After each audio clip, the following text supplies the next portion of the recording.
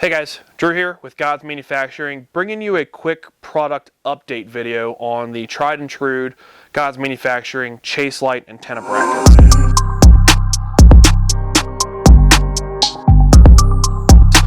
This is one of our best sellers. It has been since we released it almost 2 years ago.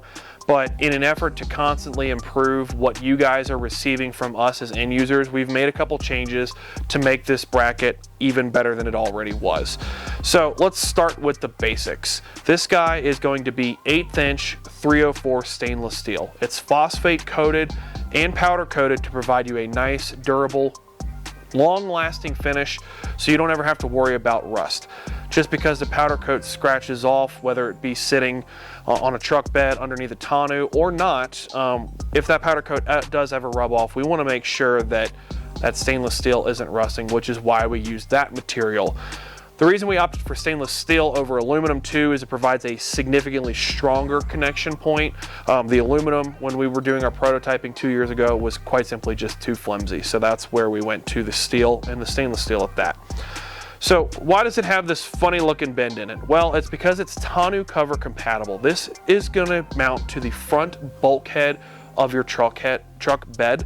It's a universal fitment. It rivets in place. I'll talk about that in just a moment, but it's designed to basically zigzag underneath of a tonneau cover's weather seal gasket and then come back up and provide you a spot to mount chase lights or an antenna, hence the name Chase Light Antenna Bracket. So on top we have two 3/8 holes. This will allow you to bolt in anything from a Baja Designs Squadron or S2 or really any 3-inch style pod light. It will also allow you to pass through a 3/8 NMO style antenna mount. Whether you have a CB radio or a GMRS radio, possibly even a ham, it's going to allow you to support both a light and an antenna side by side, or two antennas if you've got different style radios, or two lights. We sell them as a single and a pair. And as I mentioned, these are going to be a universal fitment. So this is going to fit nearly every single truck bed. We do have an updated version of this bracket coming out for the Toyota Tundra applications. The dimensions changed ever so slightly, but overall it's still going to be this same bracket. Now there's a couple of extra holes in here. So we've got one on the tippy top. This is actually just going to be a pass-through for an Allen key, and then we've got one that's going to be on the flat part. So let's think about the edge of this table as our bed quick. So this is the top of the bed rail. This is the inside of the bed rail. This bracket is designed to sit directly on top like this. But when you're running a larger antenna, maybe something like a WeBoost that got that really big piece at the top, provides a lot of leverage on here. So by having an additional bolt hole that you can drop through here and bolt this to the top of the bulkhead with the provided flange nut, this helps take all of the play out of the bracket and supports everything else from a stability perspective. That's an optional piece though. You don't have to install the 1/4-20 bolt that we provide to you.